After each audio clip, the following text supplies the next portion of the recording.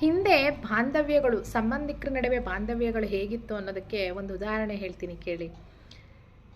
ನಾವೆಲ್ಲ ನಮ್ಮ ಅಜ್ಜಿ ಮನೆಯಲ್ಲೇ ಬೆಳೆದಿದ್ದು. ನಮ್ಮ ಅಜ್ಜಿ ತಾತನ ಜೊತೆನೇ ನಮ್ಮ ಒಡನಾಟ ಜಾಸ್ತಿ ಇತ್ತು. ನಮ್ಮ ಅಜ್ಜಿ ಮನೆಗೆ ನೆಂಟರುಗಳು ಬರೋರು. ಈಗ ಮದುವೆ ಇನ್ವಿಟೇಷನ್ ಕಾರ್ಡ್ ಕೊಡೋಕ್ಕೆ ಬರ್ತಾಯಿದ್ರು. ಆವಾಗ ಅವರು ನಮ್ಮ ಅಜ್ಜಿನ ಎಷ್ಟು ಪ್ರೀತಿಯಿಂದ ಕರಿತಾಯಿದ್ರು ಗೊತ್ತಾ.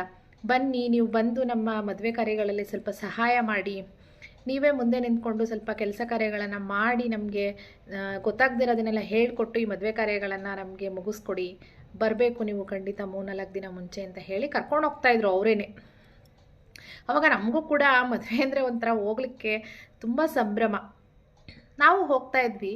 ಏನೋ ಒಂಥರ ಅದನ್ನೆಲ್ಲ ನೆನೆಸ್ಕೊಂಡ್ರೆ ಈಗಲೂ ರೋಮಾಂಚನ ಅನಿಸುತ್ತೆ ಆ ಸಂಭ್ರಮಗಳು.